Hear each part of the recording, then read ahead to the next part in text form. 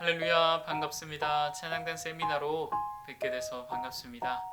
우리 꿈이 있는 교회, 행복한 교회, 오산교회에서 우리 찬양단으로 섬기고 계신 우리 찬양팀원 여러분, 우리가 그간 코로나19로 인해서 우리 모두 함께 모여서 이 세미나를 진행하지 못하고는 있지만 우리 각자의 처소에서 성실하게 이 세미나에 참여해서 우리 세미나를 통해서 깊은 예배에 대한 묵상과 통찰이 있는 저와 여러분들에게 축복합니다. 코로나19의 상황 가운데서도 다시 한번 예배팀으로 찬양단으로 섬겨주시는 우리 여러분 한 분 한 분을 축복하며 감사의 인사를 전합니다. 우리가 이 찬양단 세미나를 통해서 깊으신 하나님의 예배에 대한 은혜와 가치를 회복하는 저와 여러분들 때에 예배가 먼저 찬양단을 통해서 회복되고 저와 여러분이 먼저 바로 설므로 하나님께서 쓰시는 우리 오산교회 찬양팀들 되시기 바랍니다. 제가 기도하고 우리 찬양단 세미나를 시작하겠습니다.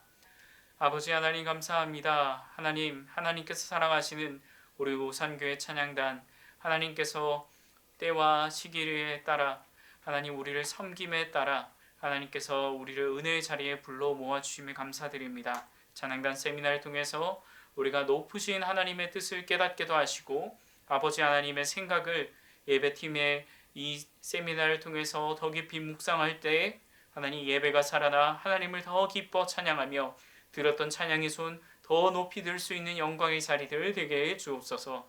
예수님의 이름으로 기도드립니다. 아멘. 우리 오산교회는 우리가 잘 아시는 것처럼 5개의 찬양단이 이렇게 꾸려져 있습니다. 각 요일에 따라서 클레이스, 글로리아, 듀나미스, 에베네셀, 아이노스 이렇게 우리가 찬양팀을 섬기고 있습니다. 물론 중복되며 섬기고 계신 분들도 있으시겠지만 우리의 섬김이 이렇게 다양하게 하나님께서 찬양단의 섬김으로 세워주셨다는 것을 잊지 마시기 바랍니다. 물론 또한 우리가 이 섬김의 코로나19의 상황으로 인해서 우리가 함께 모두가 다 섬길 수는 없지만 때를 또한 허락하시면 또 우리가 교구별 구형 예배를 통해서 여러 모습으로 섬기고 있지 않습니까? 이 섬김을 통해서도 하나님이 우리 찬양단을 세워주셨음을 잊지 마시기 바랍니다.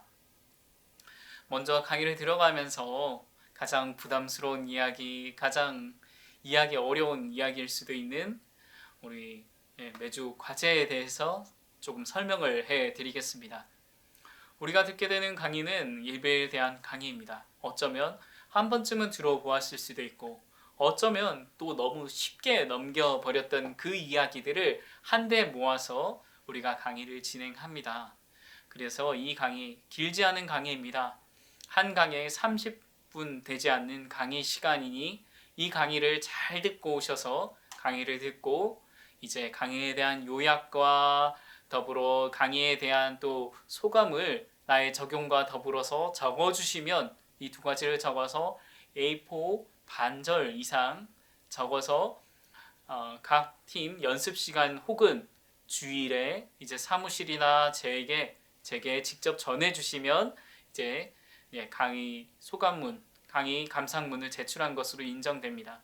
모든 강의를 듣는 우리 찬양 팀원들은 꼭 제출해 주셔야 합니다. 그래서 강의를 듣고 꼭 이렇게 강의 감상문을 제출해 주셔서 우리 예배에 대한 마음이 저와 여러분이 동일하게 뜨거워질 수 있는 은혜가 있길 바랍니다.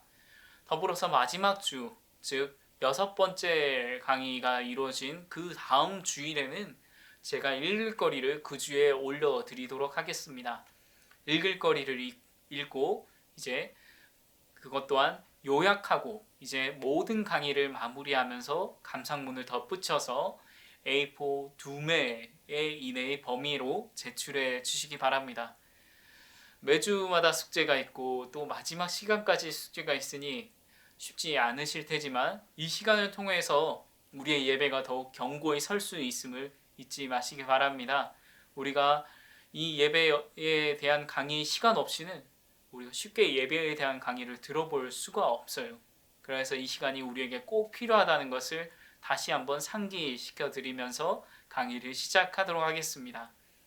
여러분은 예배를 무엇이라고 생각하십니까? 예배에 대한 수많은 학자들의 정의가 있지만 그보다 우리가 결코 예배에 대해서 잊지 말아야 할 말씀이 요한복음 4장 24절에 등장합니다. 예배의 진정한 본질은 영과 진리로 드리는 예배라는 것입니다. 영과 진리로 드리는 예배는 도대체 무엇일까요? 영과 진리, 어떻게 드리는 것이 진정한 예배일까요? 예배에는 네 가지의 요소가 있습니다. 예배에는 네 가지의 중요한 4요소가 있는데요. 첫 번째가 찬양, 두 번째가 기도, 세 번째가 말씀, 그리고 네 번째가 성찬입니다. 찬양과 기도와 말씀과 성찬이 없이는 예배가 이루어질 수 없다라는 것입니다. 단적인 예를 들어보자면 찬양이 없이는 예배가 시작되는 분위기가 아주 어색하지요. 찬양 없는 예배는 이루어질 수 없습니다. 또 찬양 없는 예배의 마무리도 없지요. 우리가 예배의 이런 주보의 순서지들을 참고해 보면 찬양은 앞과 뒤에 이렇게 배치되어 있습니다. 그래서 어떤 예배학자들은 예배에 대해서 이 찬양은 예배의 샌드위치와 같다라는 거죠. 여러분, 샌드위치를 먹기 위해서는 겉에 빵이 위, 아래가 필요하죠. 마찬가지입니다. 예배도 내 몸에 영이 되는 양식으로 내가 먹기 위해서는 찬양을 앞과 뒤로 했을 때에 온전히 그 예배를 하나님께 올려드리고 내 영의 육신도 먹게 된다라는 것입니다. 찬양은 결코 빠져서 안 되는 요소라는 겁니다. 두 번째로 예배의 요소에는 기도가 있습니다. 기도 없는 예배, 기도 없는 우리가 예배를 상상해 보신 적 있습니까? 기도 없이는 그 예배가 결코 주님의 도우심과 우리의 변화를 간구할 수 없습니다. 기도 없이는 어떤 예배도 없다라는 걸 잊지 마시기 바랍니다. 그래서 꼭 우리는 찬양팀 연습을 할 때에도 기도하는 것이죠. 우리가 찬양팀 또 연습을 마무리할 때도 각자가 섬김에 대한 감사를 기도해야 된다라는 겁니다. 더불어서 예배에서 빠져서는 안 될 요소 말씀입니다. 말씀 없는 예배, 말씀 없는 기도에는 결코 있을 수 없다라는 겁니다. 말씀을 읽는다든지 말씀에 대한 이런 확실한 증거가 없이는 우리는 예배 드릴 수가 없습니다. 게다가 성경에서는 예수 그리스도께서는 말씀이 육신되어 오신 분이 누구라고 하셨습니까? 예수 그리스도시다라고 했습니다. 마찬가지입니다. 말씀이 없이는 결코 예배가 완성될 수가 없습니다. 마지막으로 예배의 네 번째 요소는 무엇입니까? 성찬입니다. 성찬, 즉 예배에는 성찬이 없어서는 안 됩니다. 성찬이 무엇입니까? 나를 위해 죽이신 몸과 그 피를, 죽으신 그 피를 기억함으로 부활을 고백하는 것이죠. 그것이 바로 예배의 매 예배마다 꼭 필요하다라는 것입니다. 초대교회 성도들은 그래서 예수님의 말씀을 기억해서 모든 예배마다 성찬을 드렸습니다.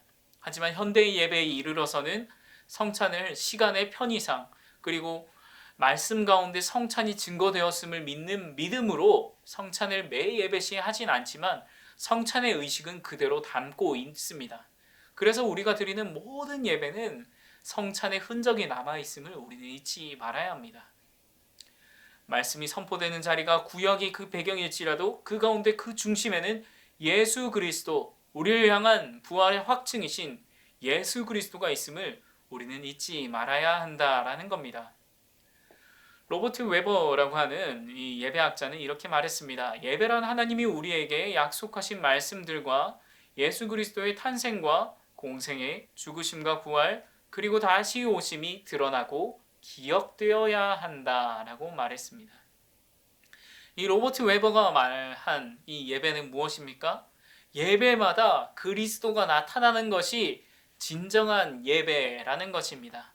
우리가 잘 생각해 보면 예배의 네 가지 요소, 찬양과 기도와 그리고 말씀과 성찬은 모두 예수 그리스도를 담고 있다라는 겁니다. 예수 그리스도께서는 태어나실 때 찬양을 받으셨습니다. 예수 그리스도께서는 성령이 그 위에 강림하실 때 기도하셨습니다. 예수 그리스도께서는 제자들을 불러 모으셔서 말씀을 강론하셨습니다. 예수 그리스도께서는 이제 잡히시던 날 밤에 성찬을 베푸시면서 자신에 대한 부활의 확증을 증언을 삼으셨습니다. 이처럼 예배에는, 즉 예배의 네 가지 요소도 예수 그리스도를 증명하고 있고, 우리가 드리는 모든 예배는 성찬을 나타내야 된다라는 겁니다. 저와 여러분의 예배가 성찬을 드러낼 수 있는 예배 되길 바랍니다. 존 파이퍼 목사님은 이렇게도 이야기했습니다. 예배란 무엇입니까? 라고 남들이 질문했을 때, 그리스도 안에서 하나님으로 인해 만족을 누리는 그 경험이다. 이러한 경험은 그분의 가치를 높이며 그분의 가치를 높이는 바로 그것이 곧 예배다라는 것입니다.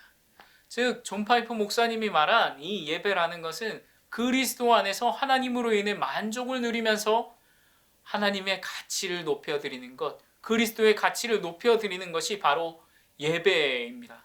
예배를 드릴 때마다 우리는 하나님의 가치, 그리스도의 가치를 높여드리고 있습니까? 설령 우리가 예배를 드릴 때면 이러한 실수들을 범하곤 합니다. 예배에 내가 주인이 되려고 하고 예배에 내가 좋아하는 것이 나타나려고만 했던 것이 우리의 예배는 아닙니까? 오늘 이 예배에 대한 말씀들을 살펴보면서 예배가 무엇인지 다시 한번 알기 바랍니다.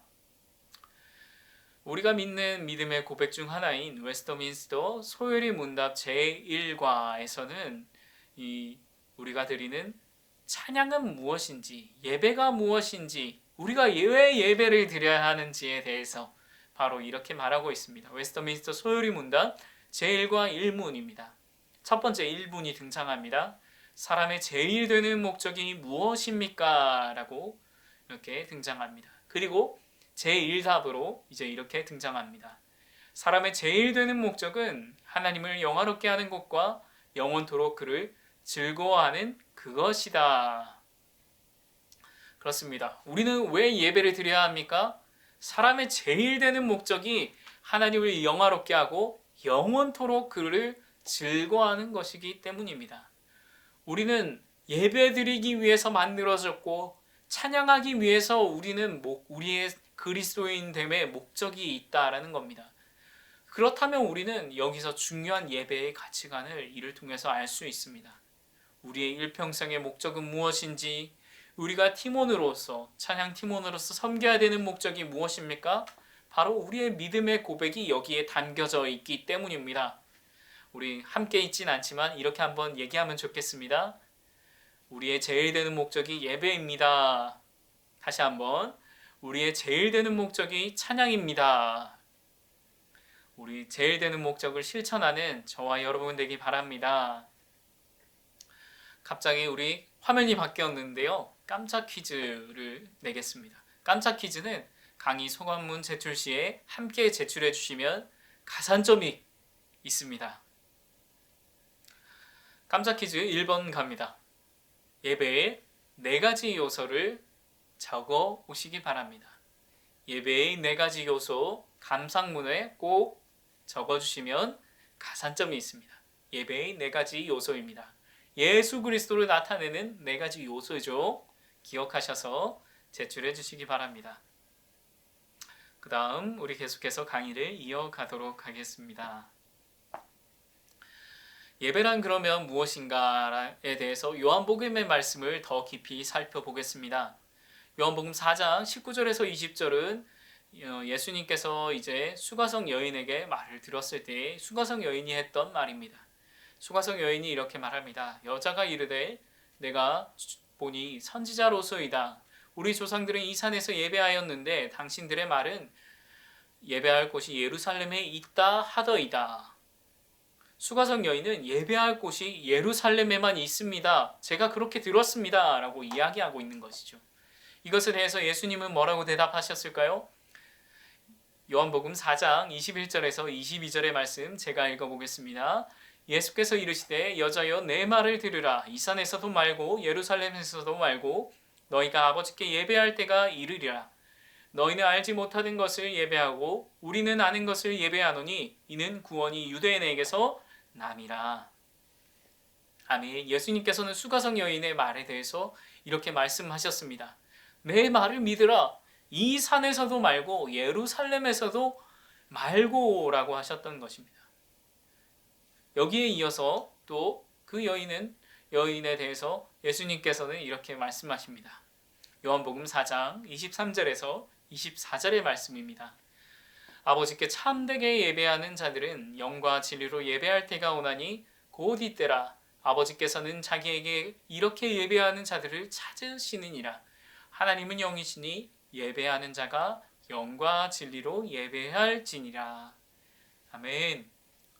즉 여기서 우리가 주목해야 할 수 있는 예배라는 것은, 예수님께서 말씀하신 예배라는 것은 사마리아 사람들이 말했던 마음의 예배도 물론이요, 그리고 유대인들이 예루살렘에서만 드려야 된다라고 표현했던 그 표현의 예배, 형식의 예배 또한 유효하다라는 겁니다.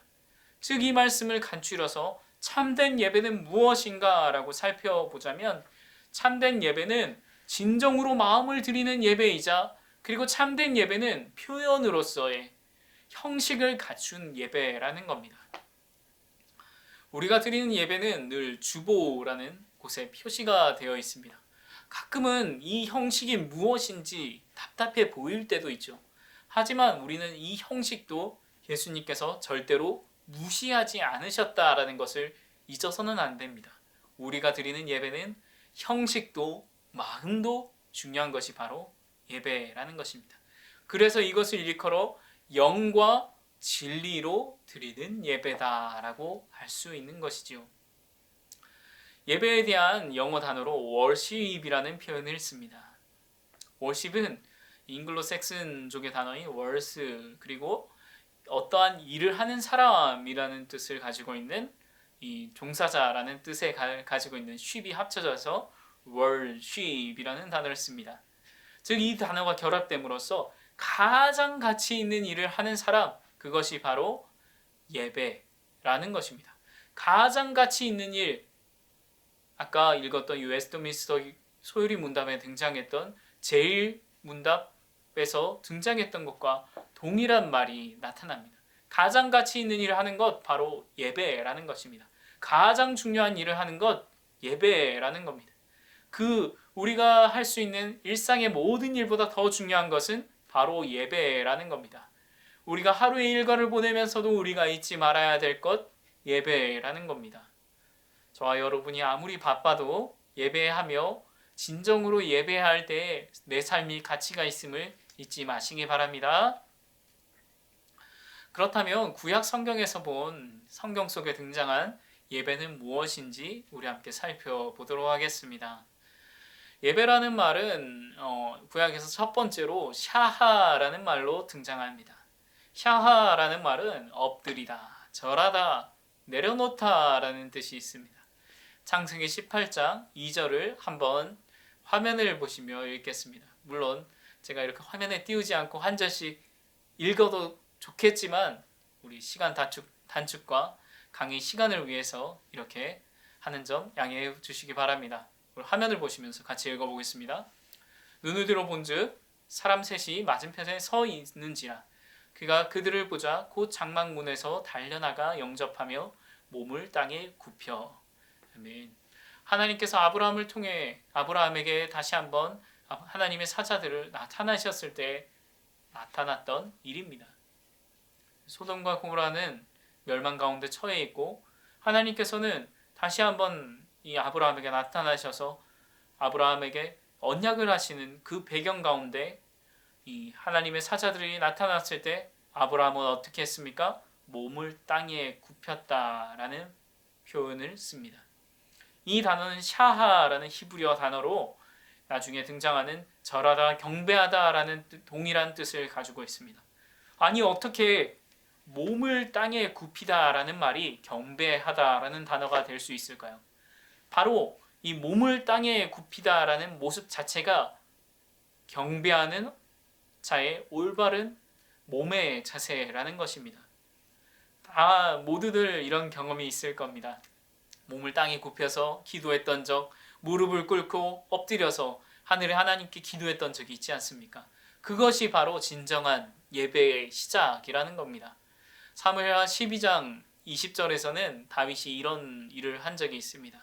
사무엘하 12장 20절 제가 읽어보겠습니다. 다윗이 땅에서 일어나 몸을 씻고 기름을 바르고 의복을 갈아입고 여호와의 전에 들어가서 경배하고 왕궁으로 돌아와 명령하여 음식을 그 앞에 차리게 하고 먹은지라. 아멘. 사무엘하 12장 20절은 이제 다윗이 바스바의 죄를 범하고 그리고 하나님께 벌을 당한 후에 다윗이 땅에서 일어나 몸을 씻고 기름을 바르고 의복을 갈아입고 하나님의 전에 들어가서 경배했던, 다시 한번 돌이켜서 하나님 앞에 섰던 그 고백이 담겨져 있는 것이 바로 사무엘하 12장의 내용입니다. 그때 경배의 하다를 이 앞선 창세기 18장에서 본 샤하라는 단어를 동일하게 씁니다. 회개하고 하나님께 나와서 몸을 땅에 굽히는 것. 즉 이 말을 위와 아래를 바꾸어서 읽어보아도 이 뜻을 더 깊이 알 수 있습니다.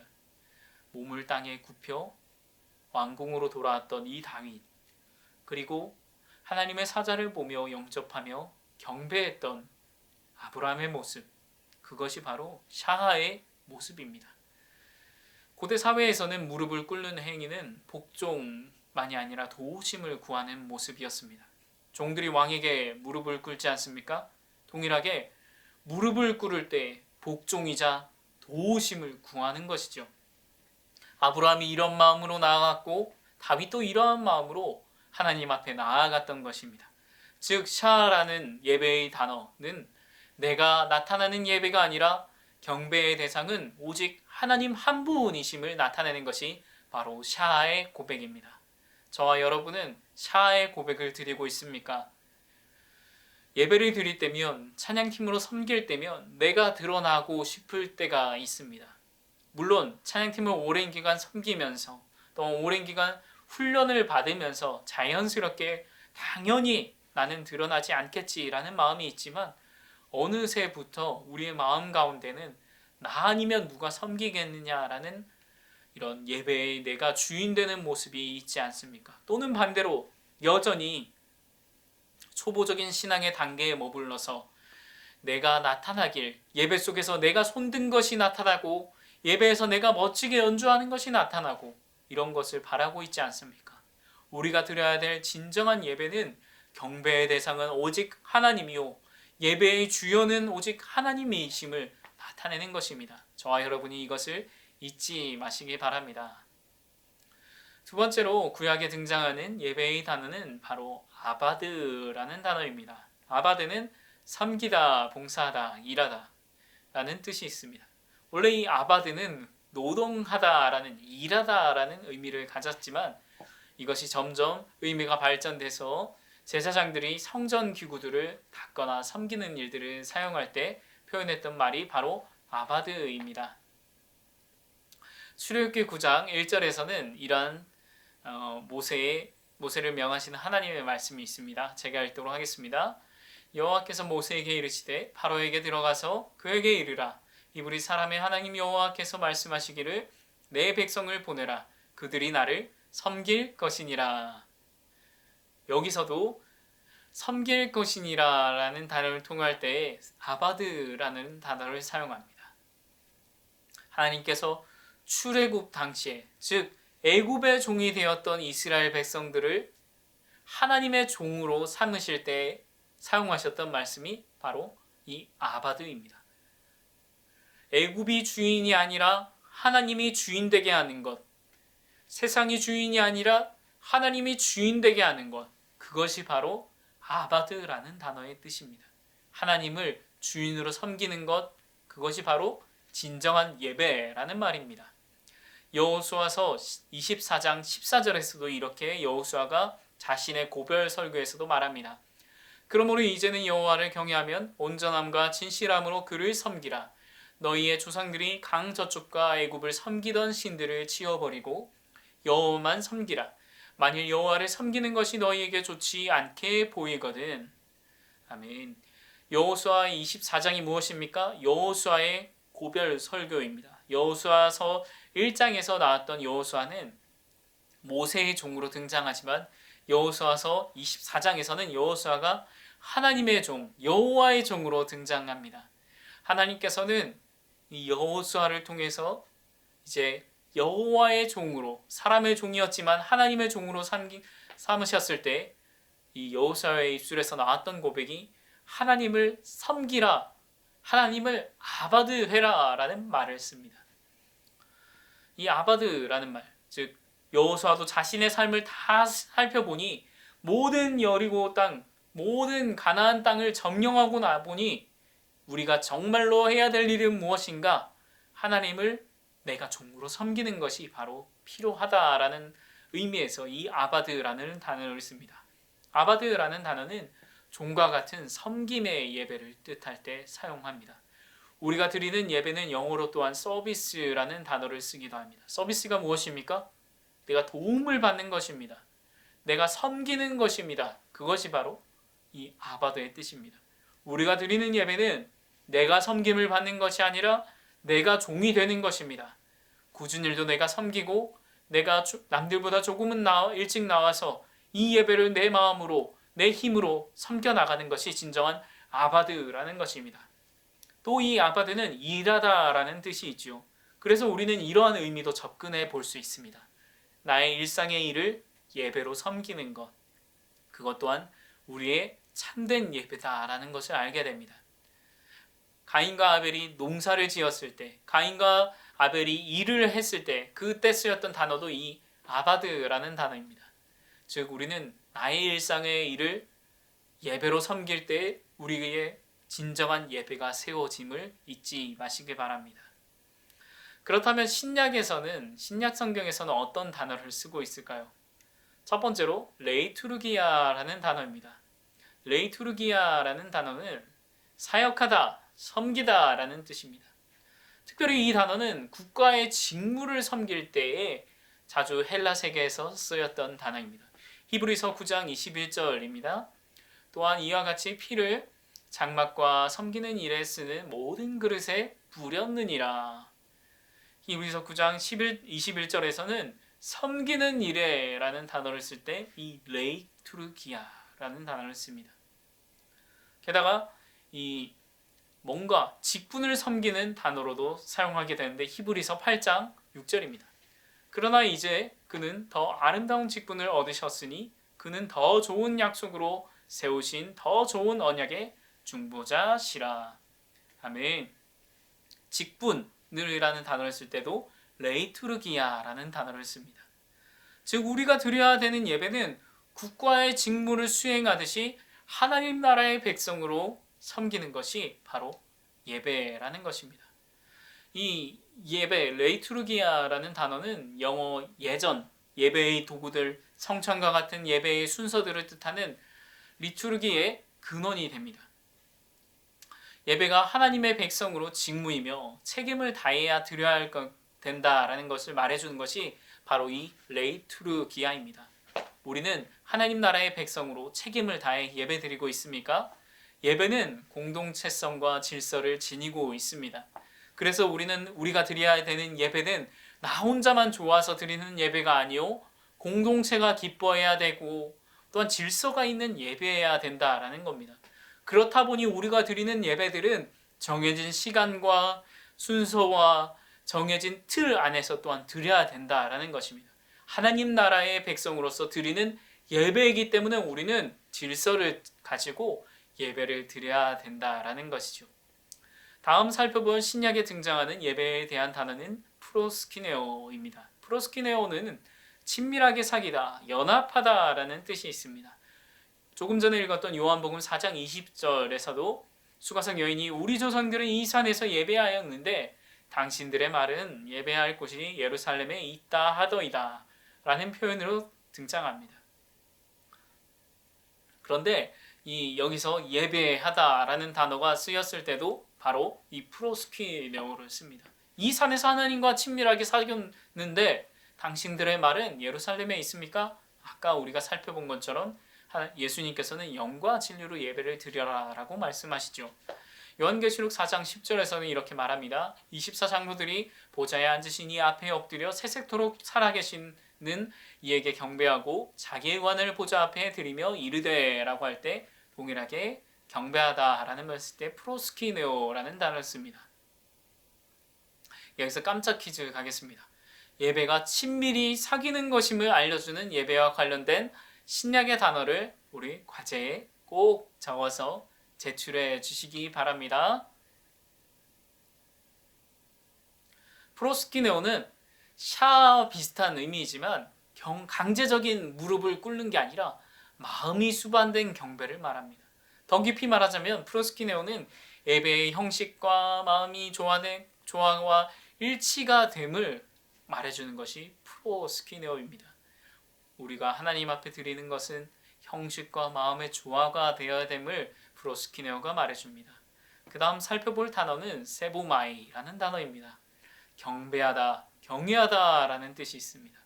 마태복음 15장 9절에서 이렇게 말합니다. 사람의 계명으로 교훈을 삼아 가르치니 나를 헛되이 경배하는도다 하였느니라. 예수님께서 이렇게 말씀하십니다. 사람의 계명으로 교훈을 삼아 가르치니 나를 헛되이 경배하였다라고 말을 하십니다. 사도행전 18장 13절에서 이렇게 말합니다. 말하되 이 사람이 율법을 어기면서 하나님을 경외하라고 사람들을 권한다 하거늘이라고 등장합니다. 이 세보마이라는 단어는 가장 존경하는 분과 대면하는 자리에서 쓰는 단어가 바로 이 세보마이입니다. 이 존경하는 사람과 한번 같은 식탁을 앉아 보신 적이 있습니까? 가슴이 떨리지요. 심장이 두근거립니다. 저도 우리 목사님과 함께 식사할 때면 그럴 때가 있겠죠. 우리의 예배는 떨림의 자리로 하나님과 만나야 합니다. 가장 존경하는 분과 내가 가장 사랑하는 분, 내가 가장 경외하는 분을 만나서 그 가슴의 두근거림, 그 가슴의 떨림이 있어야 된다라는 것입니다. 이런 것이 진정한 예배라는 겁니다. 또한 살펴볼 단어는 바로 라트레이아라는 단어입니다. 섬기다, 예배하다, 봉사하다라는 뜻입니다. 이 단어는 원래 레위인의 직무와 같은 종교적인 사역을 집행하는 것이 바로 섬기는 라트레이아라는 단어입니다. 마태복음 4장 10절입니다. 이에 예수께서 말씀하시되 사탄아 물러가라 기록되었으되 주 너희 하나님께 경배하고 다만 그를 섬기라 하였느니라. 로마서 12장 1절에 이렇게 말합니다. 그러나 형제들아 내가 모든 하나님의 자비하심으로 너희를 권하노니 너희 몸을 하나님이 기뻐하시는 거룩한 산 제물로 드리라. 이는 너희가 드릴 영적 예배니라. 아멘. 라트레이아라는 단어는 직무와 같이 종교적인 사역을 하는 것을 뜻합니다. 이것도 예배의 단어로 등장합니다. 라트레이아는 즉 삶의 예배에 대해서 생각하게 해줍니다. 왜냐하면 우리가 드릴 예배가 즉 제물로 드리는 거룩한 산 제사이기 때문입니다. 매 순간에 그래서 우리가 드리는 행위가 예배가 되어야 하고 나 자신이 제물이 되는 삶의 예배가 요구된다라는 것을 이 라트레이아를 통해서 볼 수 있습니다. 우리는 이렇게 오늘 시간을 통해서 성경 속에 등장하는 예배하다라는 단어에 대해서 또한 예배에 대한 요소가 무엇인지 살펴보았습니다. 이를 통해서 우리의 예배가 어떠한 부분이 보충돼야 되고 우리의 예배 가운데 어떠한 것들을 중점으로 세워가야 되는지 기억하시기 바랍니다. 한 주간 또 승리하시는 한 주 되시기 바랍니다. 수고하셨습니다.